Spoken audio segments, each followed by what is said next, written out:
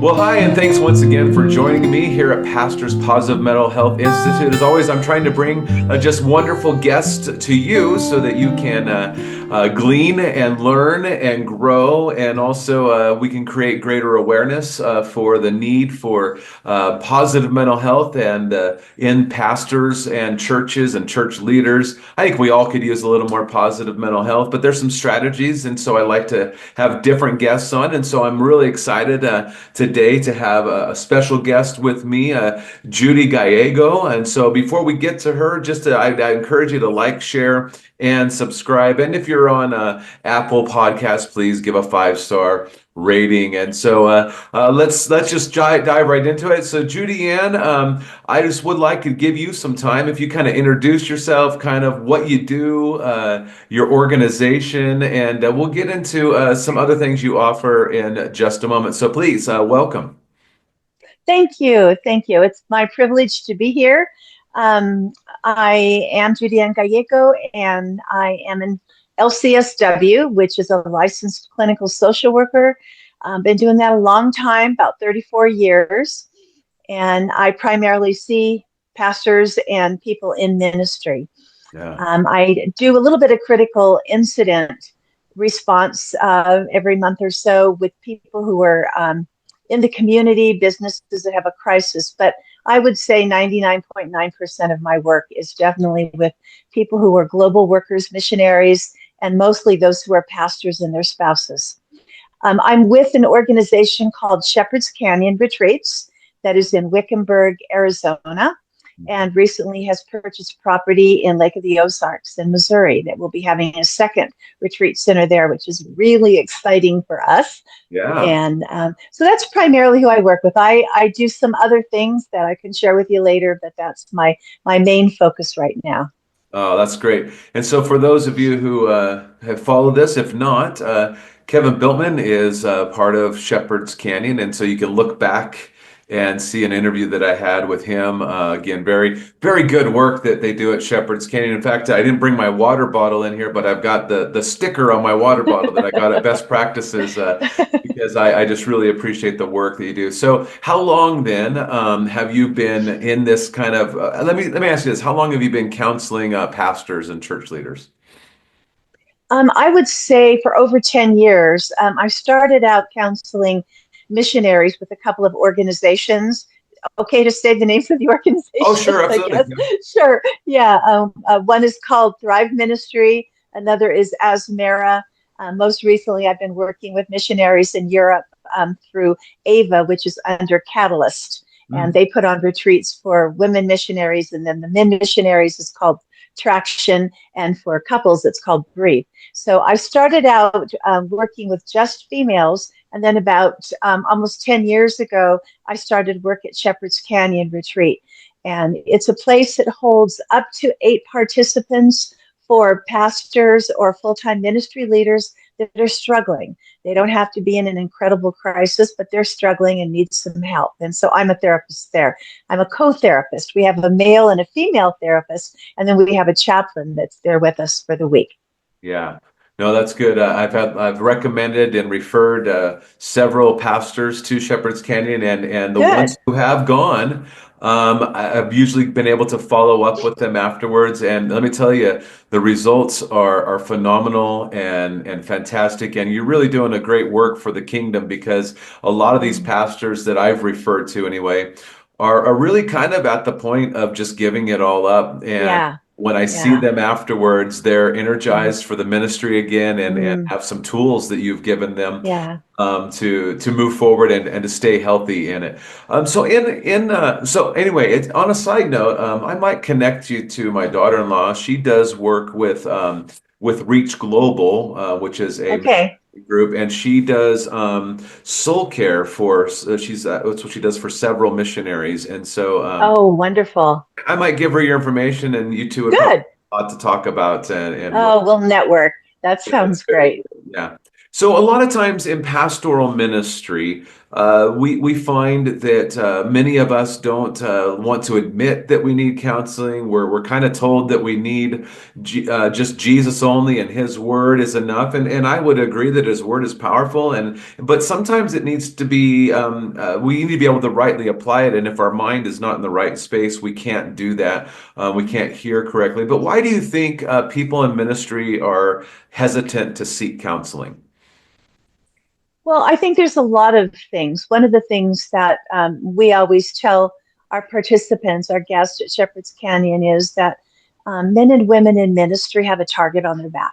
Mm. You know, the enemy is out to bring them down. We know we've seen that when pastors are taken down, how it impacts just with a domino effect so many other people. And so I think he goes for our leaders. So I think it's probably the most difficult job in the universe is trying to lead other people spiritually. So I would say that's one of the reasons that they are attacked. But then when they're attacked, I think often they're given, like you were saying, answers of, well, you need to pray harder, you know, you need to read more scripture, you know, and not all of our problems are spiritual. They definitely have a spiritual component to it, but some of our problems are relational. Some of our problems are emotional, psychological, physical even impacts some of those things. And so just praying and reading the word, which is so important to every day, is not going to take care of everything. And I think that's one of the misconceptions sometimes people have. And so they don't want to refer people to therapy because they think if they're going to therapy or counseling, which is probably more an acceptable term, if they go to counseling, then that there's really something wrong with them. Yeah. People who go to marriage counseling, you know, they must be on the verge of a divorce, or you must be going crazy if you're going to go see a counselor. Mhm. And I always think, wow, you care about your mental health and your relationships. That's why you're going to see a counselor. Yeah. Good for you. Yeah. Well, and I think health is the key word that you use. Yes. You Hmm. know, there would be nobody who would say in pastoral ministry, "Hey, you need to take time to make sure that you're trying to eat right, diet, and exercise because of the demand Yeah. of ministry." And we struggle with Yeah. that, right? Because Hmm. we feel like we're being selfish sometimes, or we just the Hmm. stress of the ministry causes us the lack of energy, Hmm. and so we default to food or some other bad habits or whatnot. Hmm. But all of Yeah. us would say it's important to try to have good health, and so, but we kind of miss the mental side of that. Yeah. I think Yeah. there's good awareness now, though. I think we're gaining some I do. acceptability. I would, Yeah, I think so too. yeah. I would have to agree with you. And I think another piece of it, Kirk, is just that sometimes we think if our pastors are struggling, there's something really wrong with them, and it's not acceptable for them to struggle. You know, they're our shepherd, we're their sheep. They're supposed to have it all together. And I think sometimes pastors feel that way. You know, I'm supposed to be in charge. I have to be the strong one. I have to hold everybody else. I have to show everybody else the way. And so they don't give themselves a chance at times just to be weak, just to have flaws, just to struggle, which is pretty human. Yeah. Yeah, I'm sure you deal with this a lot, but pastors, and I think everybody has this to a degree, but have deal with imposter syndrome. Oh Uh, yeah. and it's one of those things where we know we're human.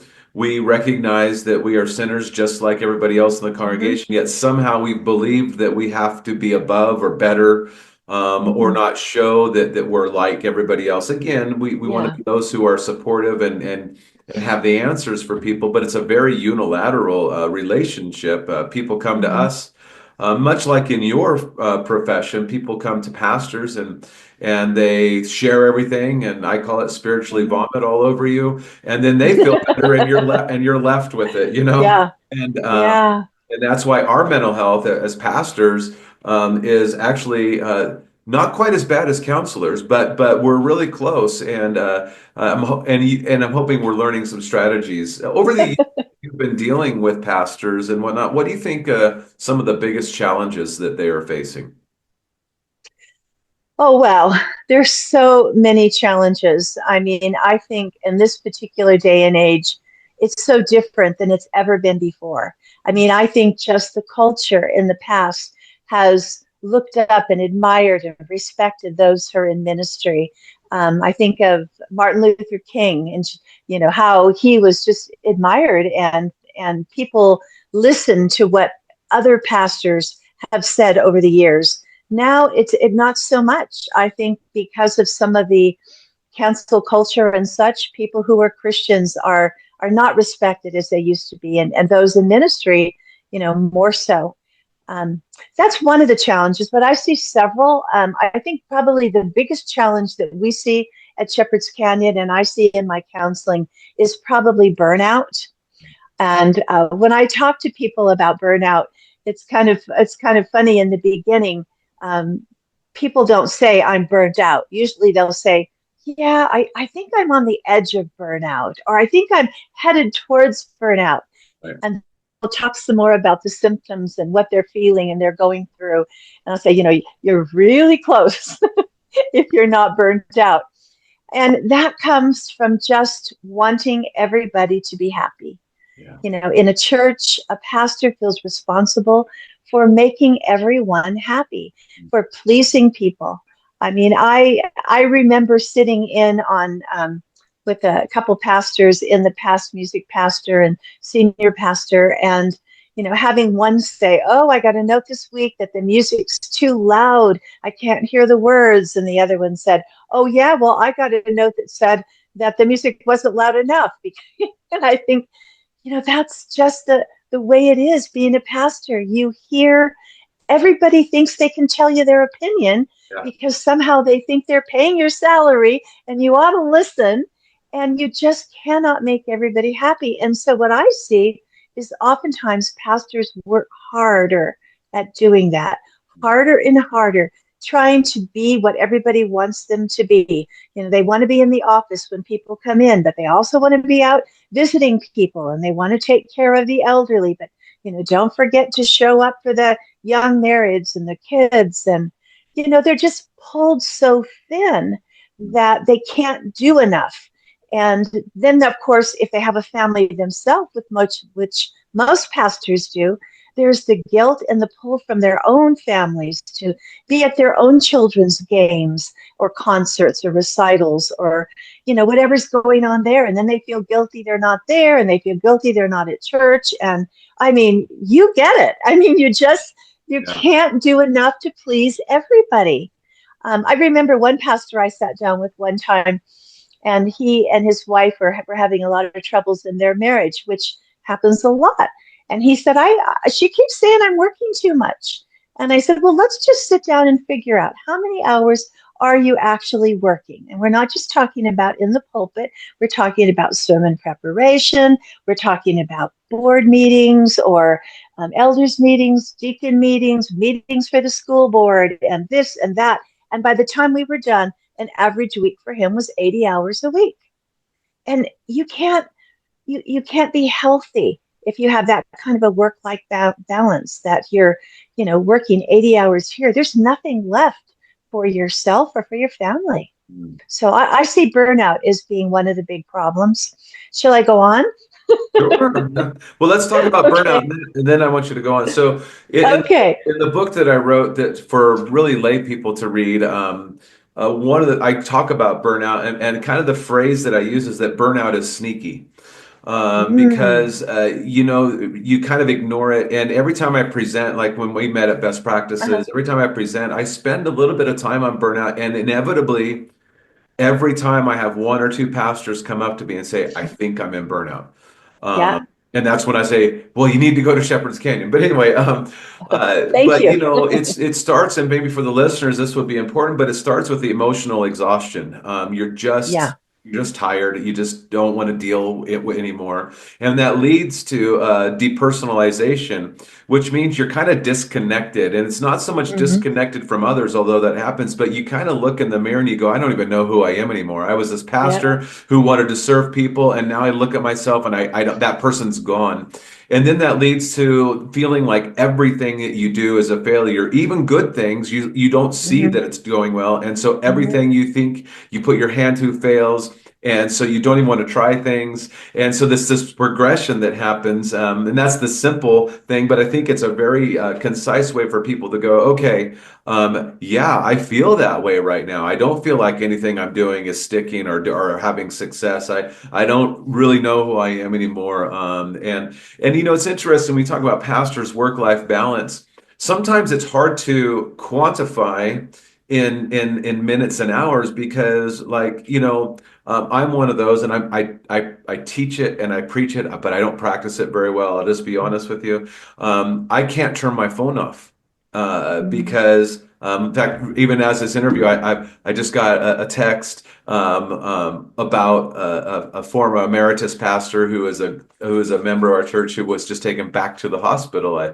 And so Mm. and that's fine and it's great, but I don't mind those interruptions, and I feel guilty if I don't allow those interruptions. And so the reality is, even on a day that I would consider off or vacation, I'm Mhm. answering emails, I'm responding to the text, and it might be a real, like, only a couple minutes here, a couple minutes there. But the reality is, as pastors, we are then not engaged and not really present in that time off, or not present Mhm. in that family relationship, because not only do I get that text and I respond to it, yeah, it only took me a couple minutes or whatnot, Mhm. but now I'm thinking about it, right? And what Mhm. else do I need to do? And I always tell pastors, we don't like to admit this, but we truly deep down we're people pleasers. And Oh that yeah. has to be kept in check, right? Because if that Mhm. drives everything, we will become Yeah. extremely destroyed and exhausted. So we Yeah. talked about, I like the respect issue. There's a challenge with that, definitely a shift in culture. But then the Mhm. expectations of work-life balance and the burnout that happens. What are Mhm. some more challenges that you were going to continue with? I think just the political um, things going on in our world and in the church right now have kind of seeped in, and politics is very divisive in a church Yeah. setting, and I think it's exhausting. It's exhausting to talk about it. It's exhausting to hear people talk about it. It's exhausting to try to not talk about it with people. So I think right now that's a big thing. I think pastors. Yeah. What did you want to agree with that? No, yeah, absolutely. Some of the problem is the access we have to opinion. Yep, absolutely. And this is going to sound harsh, maybe the way I say it, but people are not good critical thinkers, and so Yep. whatever information is fed to them, people believe. And Yep. it's when we realize that no matter what side you're on, Hmm. both media outlets are extremely agenda driven. And Absolutely. bias is so present, and so that's what's exhausting. You're like, It this. is. And then for us, I'm like, wait a second, our citizenship is in heaven. So yeah, Yep. we do need to care about what's happening on this Hmm. life in this world, but Hmm. it shouldn't. We shouldn't get so caught up in it that Hmm. it's affecting our brotherhood and our Hmm. sisterhood in the Christian church, and it does, unfortunately. So anyway, continue. I'm sorry. I Well, agree. and it, yeah, and it makes us anxious, Mm, watching a lot of news. And I encourage people today, sure, you find a news channel if you can find one that's fairly neutral, and that's what I try to watch, as much as I can. But the more news people watch, I find the more anxious they are. yes. And so I just say limit the amount that you're taking in, get enough so that you kind of know what's going on, and then take that brain that God gave you and go somewhere else and do something. Yeah. Yeah. Okay, I'll get off my soapbox. No, Let's talk about this is the part of what you do, though, right? Because this is yeah. counseling, and the reality is we get anxious and we get frozen and we don't do anything. And where God's called us to be people who go and share the good news of Jesus Christ. Mm-hmm. And if we're so anxious and worried about what's going on in the world, and Mm-hmm. that consumes our thoughts and our conversations, the light of Mm-hmm. Christ gets diminished.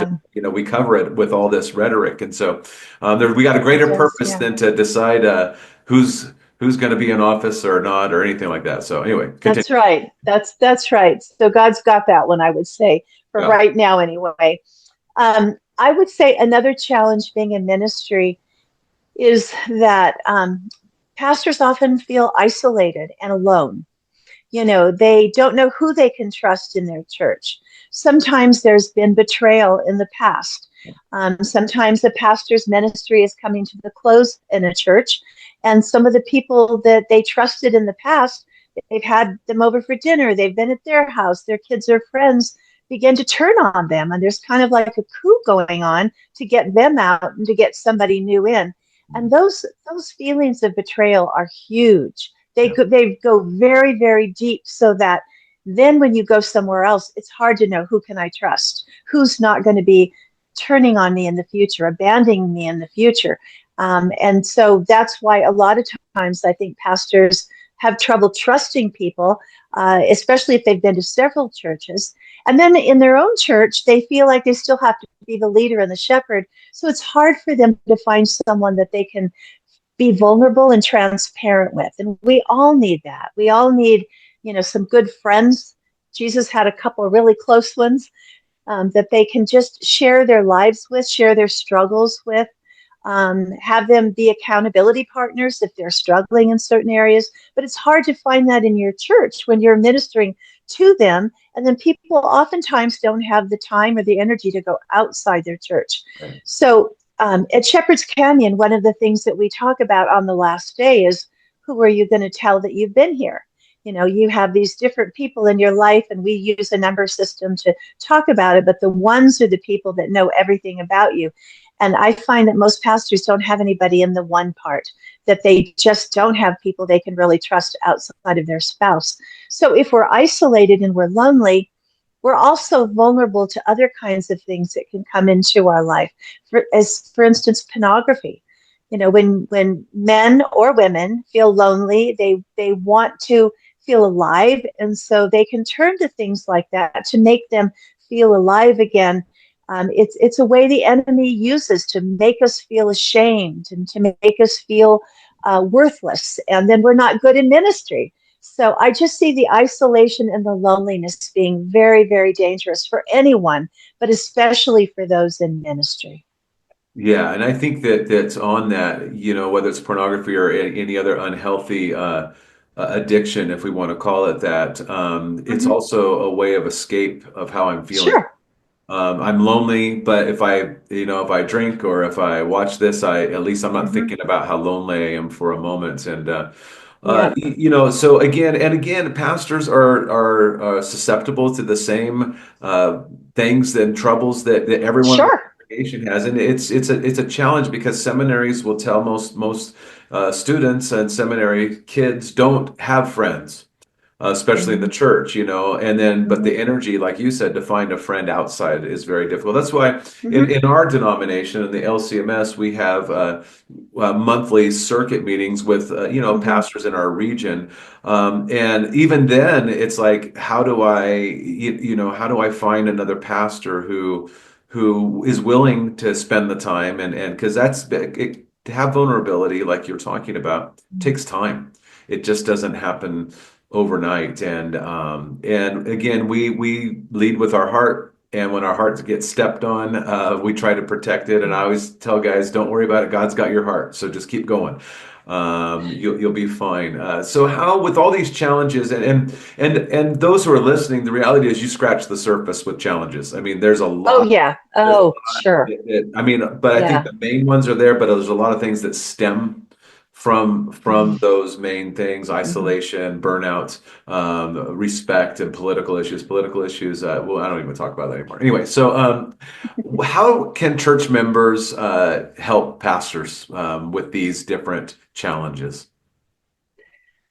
Well, I think church members can do a lot because they can do a lot of harm. So I think they can also do a lot of good and a lot of help in helping their pastors. I think they can stop having unrealistic expectations for them. I think that would be the first thing, just to look at ourselves and realize that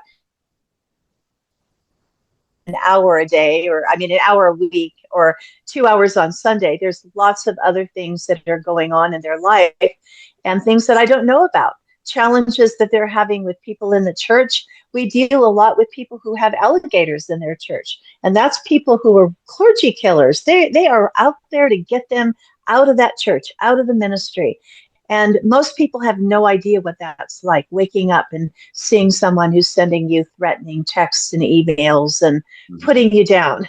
And so I think building them up is really important. Not expecting things that they can't do, but also when you do see things that they're doing right, let them know what that is. Mm. I think expressing appreciation, not just on Pastor Appreciation Day, but all throughout the year, when you see your pastor doing something right, drop them a little note or a text or a card, give them a gift card, and just give them the words, Pastor, I just noticed how you have been out there visiting those people in the hospital, and such and such said you were there and it was at night. I couldn't believe you were doing that. And just let them know how amazing they are, doing what they're doing in this day and age. I think another thing that we can do is make sure that they know that we trust them. We trust how they spend their time and how they spend their money. And I know that there are pastors who take advantage of that, just like there are people who take advantage of state jobs and federal jobs. But for the most part, I see very hardworking, people loving pastors. And I think letting them know that we trust them. I don't think I've ever talked to a pastor or a professional church worker who, when I ask what they're doing and they say they're going on a vacation, they're going to stay at a resort or a cruise, and they don't follow it up with, but I got a really good sale on it, or it was someone gave it to me. They feel like everyone is watching how they spend their money. And Mm. it's like unrealistic. You want your pastor to dress nice, but not too nice. Drive a nice car, not a junker, but not too nice of a car. So it's just let them know that you trust them, that you trust the decisions that they're making, and you let them know that you're on their team. I think encouraging them to take time off, to take vacations, and to love their families. Mm. Sometimes the families can feel like, especially the wives, I find, who are living in the shadow of their husbands. It used to be the pastor's wife played the piano and she was right there with them. Right. Sometimes that happens today, sometimes it doesn't. But Mm. whatever they choose to do, let them know that that's okay. That for most churches, they don't hire two people, they pay one salary. And so the spouse should be able to do what they need to do with their time, which oftentimes is raise the children. So I say embrace their family, love them, love their kids. And then I think lastly, I encourage them to let their pastors know that it's okay. They don't have to be perfect. They don't have to have it all together. That maybe in a sermon they say something about a struggle they had and how they loved hearing that. I remember one time my pastor, his name was Rich, was saying something to the effect of, yeah, this last week when he was preaching, he said, my wife Kathy and I had a fight. And he went on to talk about something else. And I was like, they had a fight?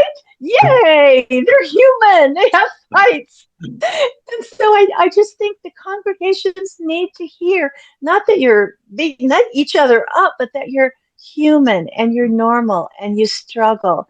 And let them know that's okay. Also, let them know that you're not their boss. I have a son who was a pastor, and I just remember the criticism that he would get from people and his wife would get for people because of the landscaping or something. And it's like, they're not in charge of the whole church and everything that takes place there. So just let them know you love them and you trust them. I think that's one of the best things. And be sure to check on them and make sure they're taking a Sabbath. Oh, goodness. So, Judyann, I love what you're saying. And here's the thing that my work and your work the funny thing is that everything you said is not very difficult, right? I mean, Oh, how it's hard is it simple. to tell a pastor, hey, thank you for what you're doing, or hey, what you said was really important, or I'm glad that you're human, or are you taking your time off? This isn't. Pastors are very simple. And it doesn't take a lot, but it takes intentionality.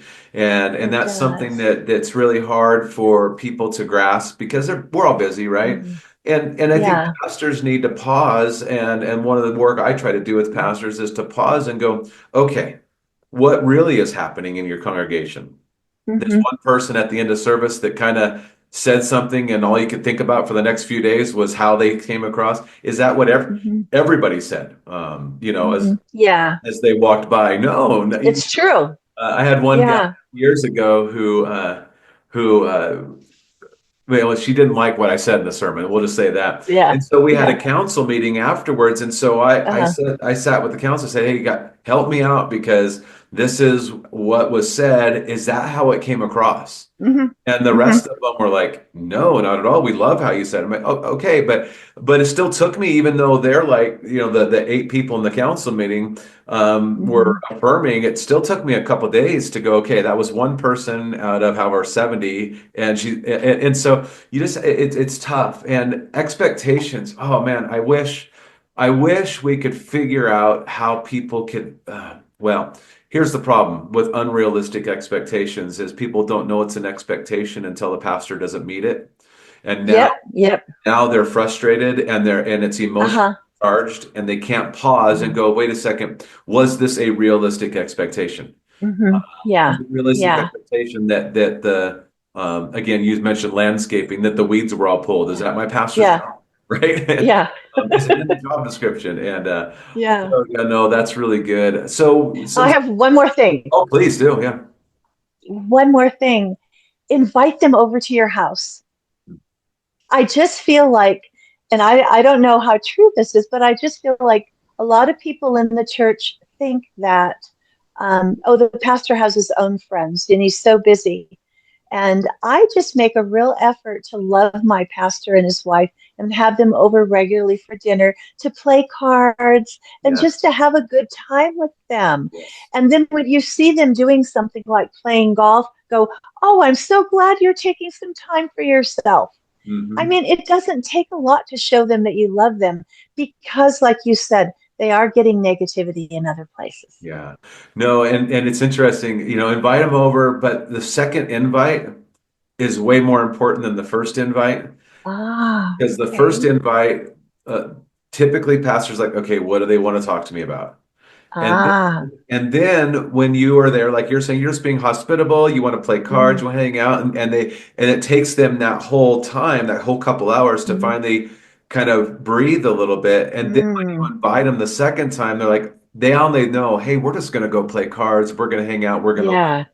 and so I think that is it's something we need to recognize that the Mm. first time you get invited over to you invite your pastor, there's a reserve until they Okay. all you care, that you really just care about them as a person. Yeah.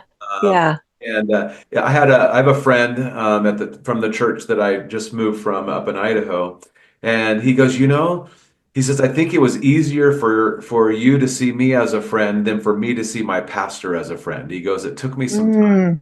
Mm. And I find, and that's just this way I'm wired, I find that ministry, I can care for people better if I know them well. Mm. Uh, and so they know it's coming from a place of love. And I can Yeah. speak into their lives in greater ways because Mm. I know them. And I Mm-hmm. have one pastor friend who says, yeah, I have friends in the congregation, but sometimes I go to talk to them. I say, hey, for this one, just so you know, I'm putting on my pastor hat for this conversation. Yeah. Yeah. And that happens with my spouse too. I mean, she's my wife, but Sure. also my church. I'm also her pastor. And sometimes she'll come Yeah. and goes, "Hey, I need to. I'm asking you a question as a church member, not as your wife Mm. here. I need pastor Yeah. advice," and that helps me. I'm like, okay.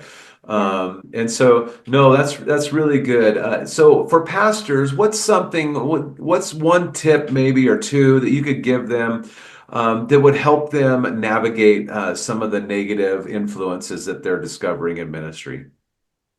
Well, I think I've actually got a couple of them.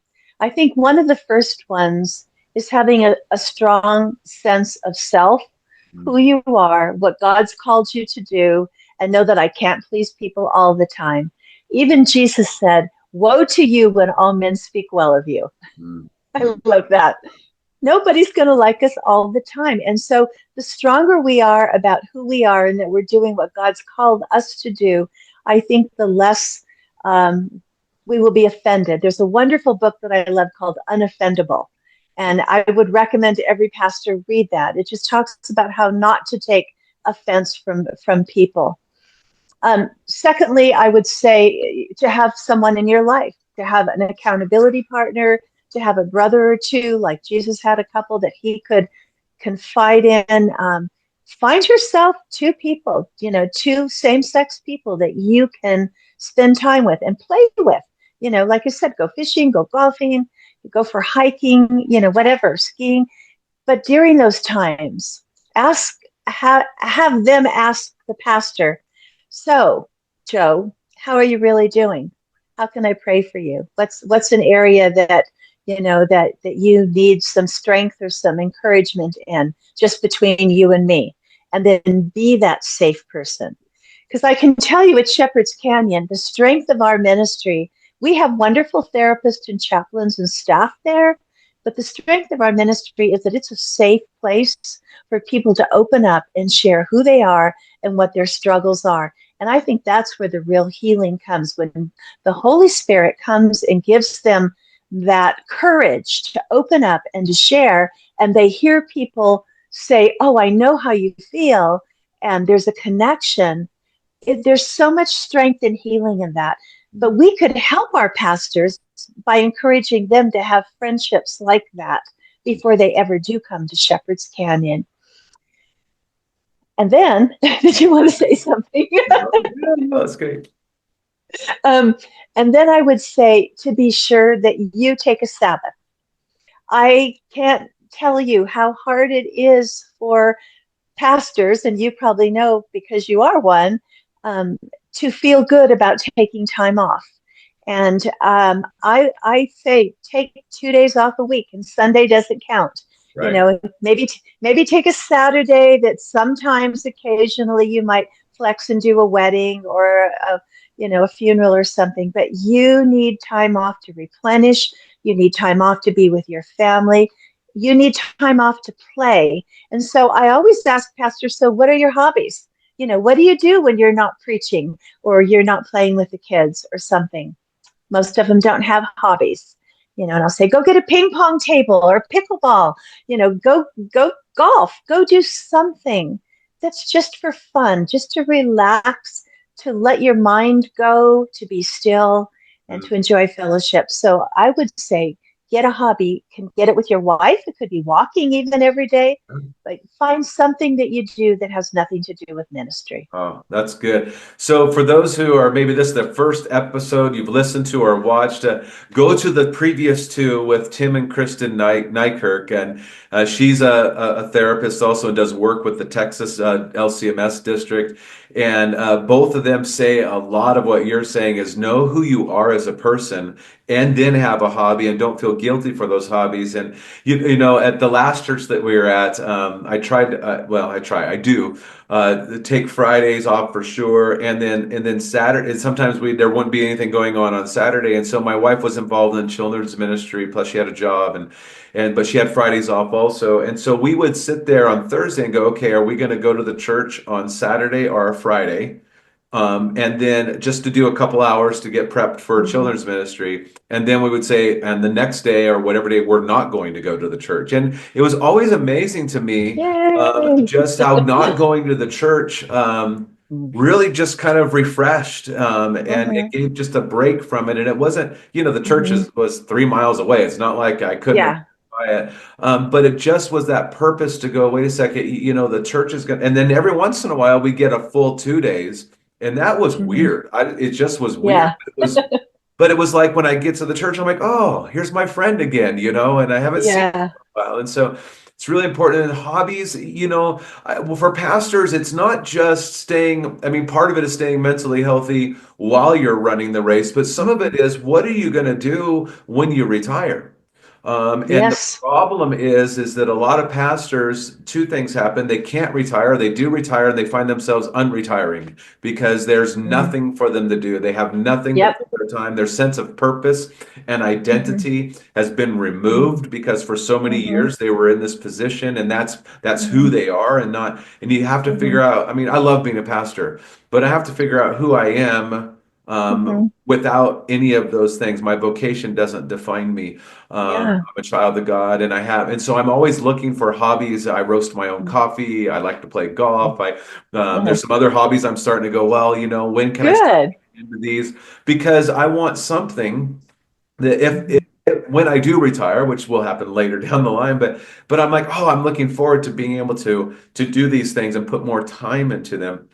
And again, then you can share those interests with church members who have them. Hmm. And you're like, Yeah. let's go golfing together. Let's have a cigar Yeah. together. I like cigars. That's another thing. So let's Yeah. have a Yeah. cigar together. Let's Yeah. do this together. And that kind of is that common bond. Now we know Christ is our Hmm. common bond, but here's a Hmm. physical interest that we have that makes us more Hmm. human to some Yeah. degree. And so I really, if people aren't listening, there's that now you've had 3 episodes in a row now where you've had licensed therapist counselors saying have hobbies and know who you are. So I think it's a theme. So that's really good. Now, there's something else that you do that's not just Shepherd's Canyon. And so tell me a little bit about, is it called River of Rest, right?